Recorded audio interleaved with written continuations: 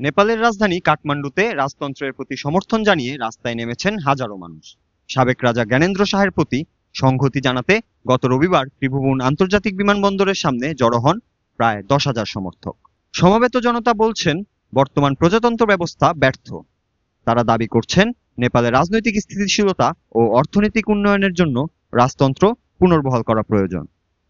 রাজতন্ত্রের শেষ রাজা জ্ঞানেন্দ্র শাহ 2001 সালে তার বড় ভাই রাজা বীরেন্দ্রের হত্যার পর ক্ষমতায় আসেন।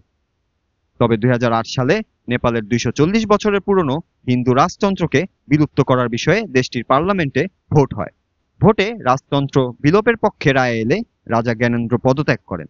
এরপর নেপালে ধর্মনিরপেক্ষ প্রজাতন্ত্র প্রতিষ্ঠিত হয়। তখন থেকে এই পর্যন্ত নেপালে 13 বার সরকার পরিবর্তিত হয়েছে এবং দেশটির অনেকেই প্রজাতন্ত্র ব্যবস্থার প্রতি হতাশ হয়ে পড়ছেন। তাদের দাবি, প্রজাতন্ত্রের সরকার রাজনৈতিক স্থিতিশীলতা প্রতিষ্ঠায় ব্যর্থ হয়েছে।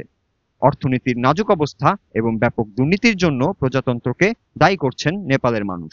রোববার ত্রিভুবন বিমানবন্দর এলাকায় সমবেত মানুষরা বলছেন, দেশের পরিস্থিতি যেন আরো খারাপের দিকে না যায় তা ঠেকাতে রাজনৈতিক ব্যবস্থায় পরিবর্তনের আশা করছেন তারা। বিশ্লেষকরা বলছেন, নেপালে রাজতন্ত্র ফিরে আসার বাস্তব সম্ভাবনা নেই।